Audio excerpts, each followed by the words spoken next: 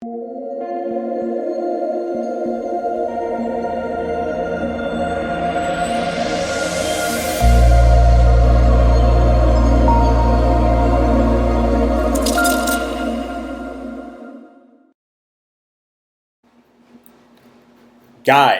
we are back.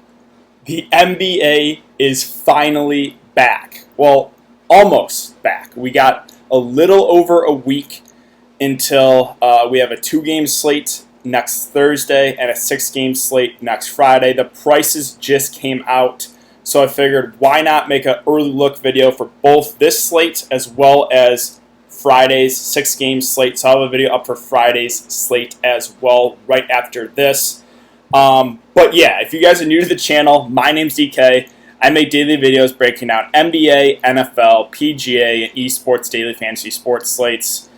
I just cannot contain my excitement. Literally, I feel like a kid on Christmas Eve. I am so excited for the NBA to be back. Once I saw the salaries are out, I had to get a video up for just an early look video. Now, I will have videos up for just the regular look, probably like a day or two before those games, but I wanted to get an early look video out here for both these slates. We are now currently at 3.52 thousand subscribers. So if you guys enjoy all this free content, would appreciate it if you hit the like button on this video, subscribe to the channel if you haven't already, and hit the notification bell. If you're listening to this on Apple Podcasts, it's just the DK DFS show. The link is in the description below. If you could leave a 5-star rating and review, that would also be greatly appreciated. But yeah, I mean, I miss you guys. I miss live streaming. I miss making NBA videos. So ready to be back here. So let's talk about this 2-game slate. Now, there is a millionaire maker, both for Thursday slate and Friday slate. Thursday slate, there's a $4 entry, $1 million to first tournament. So I'll talk out a little bit of strategy, probably in my my regular look or my later look, I guess, for this 2-game slate. But, you know, if you're someone that's going to want to take this down solo, you're going to have to get very unique and probably leave a good amount of money on the table, right? Or take a shot on someone that's going to be super low owned. But, all right, so let's first talk about some of the injuries, coronavirus stuff that could impact this 2-game slate, right? So, first, the biggest one here is definitely Zion. Now, does not have coronavirus, but left the bubble for personal reasons. We haven't had any news yet on when he's going to come back. So this could obviously change the whole slate. If Zion is out, that's a huge boost to all those Pelicans guys. So definitely got to keep an eye on this. This is probably the biggest news is the availability of Zion and whether he will be ready for next Thursday. A couple other things. Montrezl Harrell left the bubble for a family emergency. Also something we have to keep an eye on. You know, whether or not he's going to be available to play, because that's another pretty big piece of this Clippers team, right? He's going to play somewhere between 25 to 30 minutes on most nights, so another big piece of news we gotta keep an eye on. Ivica Zubac, also a big question mark. He has not been spotted yet in Clippers practice.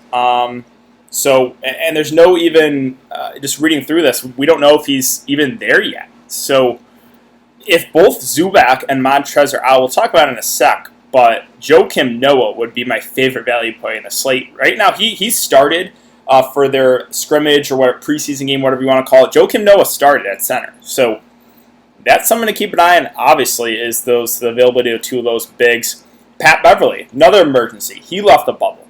That can make Reggie Jackson a viable play, even though he'll be playing alongside higher usage guys. So that is kind of the news, what we're waiting for here. JJ Redick, I don't know why he's got a questionable tag on his name. Haven't seen anything yet on him. That's the big news. Oh, also, Bojan Bogdanovic, out for the season.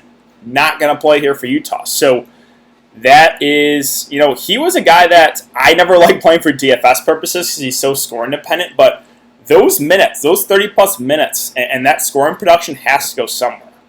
I think the biggest beneficiaries are Mike Conley, Joe Ingles, and we'll talk about that in a bit. But yeah, that's really the big news here for injuries and coronavirus stuff. So let's start with center here. And at the top we have, well, I guess first I want to look at the Vegas odds. They are out, now only for one of the games, the Clippers-Lakers game. Currently sitting at 217.5 over-under. The Lakers are 2-point favorites. Obviously this is going to be a great game to watch. But right now, I kind of like targeting the Jazz-Pelicans game more for DFS purposes. Because both Lakers and Clippers are pretty solid defensively. But yeah, let's start with AD here at 10K. Obviously, you've got to consider Anthony Davis whenever he is on a slate. You have LeBron James at 10.7, AD at 10K. You know, when you have a $700 difference, I'm going to give the edge there to Anthony Davis over LeBron. I usually do when they're priced about the same anyway. I just think AD is a guy that has maybe a little bit more upside, right? Because he can get you those. He's a guy that can get you, 4 blocks and 4 steals in one game. LeBron, probably not. Even LeBron, probably has more of the triple-double upside. I just think AD has a little bit more upside overall in general. We're just talking about DFS. Now, the headache of playing Anthony Davis in DFS. There's always a chance he could get injured. I would probably put that about 5%, honestly. He is made of glass, so that's always something you got to keep in the back of your mind. But, if you're going to make me pick right now between those two Lakers stars, I'm going to give the edge to AD. Again, Zion Williamson, the big question mark right now. Will he be available? Will he not?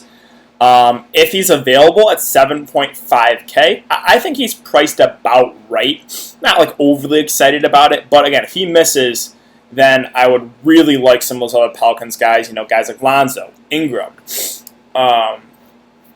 So big news. Again, hopefully we get that. We will get that clarity, but that is obviously something to keep an eye on there. Now, Rudy Gobert coming in at 7.1K, I think that looks like a really good price point. He's a guy that was kind of struggling going into the coronavirus break.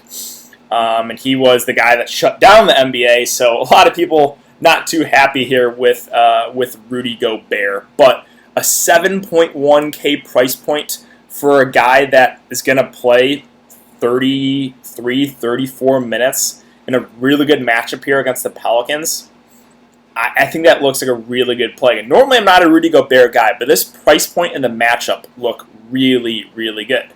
Montrezl Harrell, 5.9K. He'll be a pass if he's available for me, or if he's available for the Clippers. But again, if he's out, then you can look to Zubac. If Zubac's out too, then again, Joakim Noah would become my favorite value play of the slate, because we know, right, the Lakers run big. They start with JaVale McGee and Anthony Davis, and they'll sub in Dwight Howard for JaVale McGee. So, the Clippers are going to need some height there to counteract those bigs for the Lakers. If they're missing both Montrezl and Zubac, I'd assume Joakim Noah is going to get good minutes. Now again, if, let's just say, Zubac is out and Harrell plays, then I would have a little bit more interest in Harrell. Still probably not as much at that price. Again, if both those guys are out, then I'd look to a guy like Joakim Noah. Noah, I believe, where is he at? Yeah, he's at he's 3.1K, and he started the scrimmage game there against the Magic. Let's see. Oh, they actually have that. That was today. Let's see. Finished with 4 points, 5 boards, 3 assists. How many minutes did he play? Veteran saw 15 minutes. Right. So that's decent for 15 minutes of play, right? 4, 5, and 3. He's a guy that's pretty productive when he gets time. So, we got to keep an eye on those Clippers bigs and their status for next Thursday. Derek Favors missed the scrimmage, I guess, today, but I'm not super worried about it. He's someone that I kind of like at 5.8K, especially if Zion's going to be out. Favors, the minutes have been a little bit up and down, but if we get like 25, 30 minutes out of Derek Favors, I think that looks okay. And I think he goes maybe a little bit forgotten about on the slate. Now, if Zion plays, I wouldn't have as much interest in Favors. And the good thing, too, is they're playing against a team in Utah who has a traditional big out there most of the time in Gobert. So I think, Favors could be asked to play more minutes. So he's someone that I'm definitely keeping an eye on there at that price point. As far as the Lakers bigs here with JaVale McGee, Dwight Howard, they are pretty cheap price points at 3.6 and 3.2K. I'm okay taking a dart throw on those guys. What you're going to get from these guys most nights, about 15 minutes or so for JaVale McGee. Dwight Howard's minutes were going down a little bit, but you could take a dart throw on one of those guys. I don't hate that idea. But that's really it for center. So let's move on to power forward here. Again, I already talked about AD. Brandon Ingram at 8.3.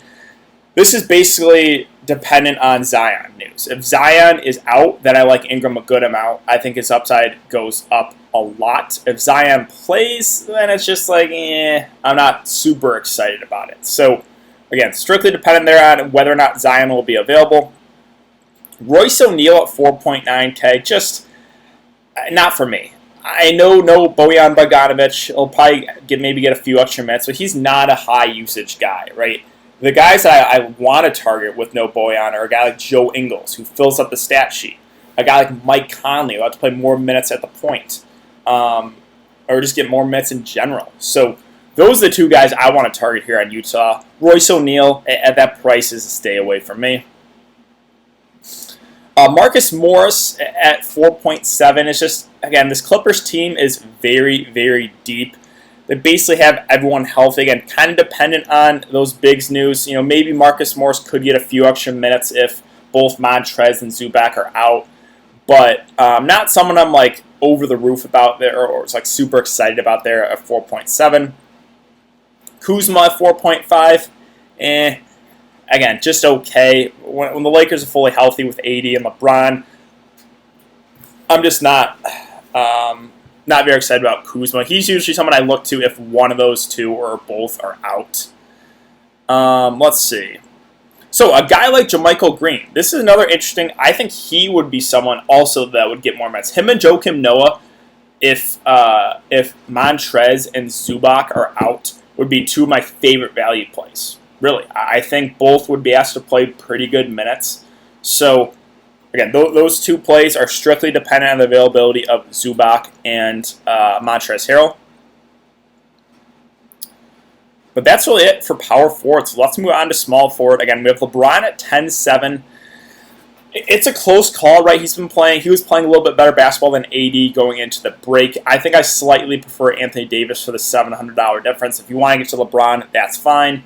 I don't really have anything bad to say about him, other than that's a tougher matchup against the Clippers. Right? Clippers pretty good defensively, Lakers pretty good defensively, so that's really the only downside. Kawhi Leonard at 9.2K. So I guess another thing I do want to mention here with both the Clippers and the Lakers is, they're securely have made the playoffs, right? So you got to worry a little bit about the minutes for these stars. Right? Will the Lakers limit LeBron and AD? Will the Clippers limit Kawhi and Paul George? I think that's a real concern. Now, we probably will get some news on that, maybe a day or two before the games, what the minutes are going to be like for these guys, if they're going to rest at all. So, obviously something to keep an eye on. Obviously a little bit of a worry there. Kawhi, though, the 9.2K price looks decent. I just think I would prefer going to Paul George for $2,000 less. Now, it hasn't been as good as Kawhi, sure, but I like the $2,000 savings there with Paul George over Kawhi. But again, a concern really is, what are the minutes going to be like for these guys? So hopefully we get some clarity on that again before the games start next Thursday. Joe Ingles, mentioned him already. This is a guy that I like at 5.7K. I know the price kind of seems like a lot, but with no Bojan Bogdanovic, I assume Joe Ingles is going to get more minutes. He's the guy that will kind of do it all. He can score, he can shoot the ball, he can get rebounds, assists. So I do kind of like Joe Ingles there at 5.7K. Let's see. So KCP at 4K. Most likely going to start with no Avery Bradley. It's just the Lakers have so many guys like this that can just stay in the corner and shoot threes. That's all he's really going to be asked to do. Don't have a whole lot of interest in guys like that. They can get hot and get you there on 3-pointers made alone. But if they're not hitting their threes, they have such a low floor that right now I'll probably just pass. Josh Hart coming in at 3.9K. This is, again, kind of a value play dependent on Zion news. If Zion's out, that would be Josh Hart would be asked to play more minutes. I think he would make for a pretty solid value play, but we got to keep an eye on Zion's status. J.R. Smith, right? He's the new addition now. He's on the Lakers with Avery Bradley sitting out. Yeah, he's like the same player as KCP to me. They're 3-and-D guys. All they're going to be asked to do is play defense and shoot threes. So they're not going to get you a lot of assists. They're not going to get you a lot of rebounds. All they're really going to do is be out there to shoot threes. If their shot's not falling, they have a super, super low floor. So not really interested in those guys unless you're going for dart throwing GPPs. Again, Danny Green, same thing, right? I categorize those three guys as the same exact player. Danny Green, KCP, J.R. Smith. They're just dart throws and GPPs, right? If you want to take a shot on one of those guys as a cheap option, hope they get hot behind the three-point line, that's fine. Just normally guys I try to avoid. Deion Waiters. Kind of the same thing, right? Will he even get minutes with this Lakers team? So, that's really it for small forward. Let's move on to shooting guard. Jrue Holiday coming in at 8.6K. You know, it kind of feels like a lot to pay for Jrue. But, you know, before going into that break, he was playing some good basketball. Against Minnesota, went for 37, 8, and 9. Against another game against Minnesota, went for 27, 10, and 12. So Jrue has really picked up his play going into that break. 8.6K, again, kind of feels like a lot, but if Zion's out, I would have some interest there. Now, Donovan Mitchell at 7K, I think that really stands out as a really good play. He's a guy that, you know, has been kind of struggling going into the break. Wasn't shooting the ball the best. 9 of 21, 3 of 15, 4 of 16. But this matchup against the Pelicans, you know, I've been talking about it all year long for the NBA. I want to target players against the Pelicans. The Pelicans play at such a fast pace that, you know, no Bojan Bogdanovic. That's, again, a lot of scoring and minutes to go around. I think Donovan Mitchell will be asked to do a little bit more. He's the guy that has the most upside by far on this Utah Jazz team, and a 7K price, and I think that looks really, really good. So Donovan Mitchell, one of my favorite plays there for his price. Lou Williams coming in at 5.1. I think that looks pretty decent. He's a guy that's going to come off the bench and he's going to shoot the ball. We know that, right? Now, you know, again, I kind of already voiced my concern is what are the minutes going to be like for this Clippers team? Is Doc Rivers going to limit these guys? Again, hopefully we get some clarity for that. But if we're going to get normal minutes from Lou Williams, which will be about 25, maybe 30 minutes, I think he makes for a good GPP play. Because you know, again, when he's out there, he's going to shoot the ball a ton. And if he gets hot, he's a guy that can put up points in a hurry. And again, when Paul George or Kawhi are on the bench, it's going to be the Lou Williams show. He's a guy that can do it all right. He's going to get you some assists. He's going to score the ball. He'll get you some rebounds. So I have some interest in Lou Williams. Again, the matchup's not the best, but he is a guy that, again, if he's playing well, he can put up a big game. Jordan Clarkson at 4.2. Another guy I haven't mentioned yet, but he's probably going to be asked to do a little bit more with no Bojan Bogdanovic. And he's been in, relatively good form, getting about 25 or so minutes. 4.2K, I think that price looks pretty good. So another value Utah Jazz guy that I have some interest in. Now, Caruso at 3.7K is interesting to me. We have no Rondo. Again, no Avery Bradley, obviously. I assume he's going to still come off the bench. I think he's going to kind of play that Rondo role off the bench. So, I don't know, right? What are the minutes going to be like for Alex Caruso? I think, maybe 20, 25 minutes. And I think he makes for an interesting value play. Again, it's going to be interesting to see what the Lakers do, kind of with the rotation with no Rondo. But I assume Caruso is going to pick up more minutes there. That's really it. So let's move on to point guard. We already talked about LeBron. We talked about Jrue. Lonzo at 7.4K. Another guy that was playing really well going into the break and getting big minutes too, right? 33, 40, 36, 35 minutes. 52, 57, 42, 38 fantasy points. Again, I love playing Lonzo because he's a guy that will do it all. Rebounds, assists. He can score the ball. He's been shooting the ball better from three. I really like Lonzo. Like, if you're going to make me pick between Lonzo and Jrue Holiday, I'll take the discount on Lonzo. So really do like Lonzo there at his price. And Mike Conley coming at 6.2. I think that looks really good. The minutes are slowly going up on him. 27, 34, 30, 34. Going into that break, he was playing better too. He was a guy that was really struggling for a while. Not really just kind of finding his role for the Jazz. But again, with no Bojan Bogdanovic, that's a lot of scoring, a lot of minutes to go around. I think Mike Conley's going to have to do a lot more. So 6.2K does kind of feel like a lot. You know, if you're just making me pick one guard, it's definitely going to be Donovan Mitchell. But I think Mike Conley also looks good. I think you can play both those guys if you want to. Let's see, Reggie Jackson. So this is strictly dependent on Pat Beverly news. If Pat Beverly's out, I think Reggie Jackson, you could look to him. Now the concern is, right, he's going to be playing alongside a lot of high usage guys, right? Paul George, Kawhi, Lou Williams, guys that are going to, you know, have the ball in their hands a lot. So that's a concern. But if Reggie Jackson starts, if Pat Beverly's not available, I would have a little bit of interest in Reggie there, 4.6. But yeah, I think that really wraps it up, guys. So that's my early look breakdown here of this 2-game slate for next Thursday. Again, I'll have a video up for the normal look or the later look a day or two before that. But just wanted to get this early look video up there. Again, I will have an early look video for Friday's slate as well. That'll be up right after this, so be on the lookout, guys. But like I said, it's great for NBA to finally be back.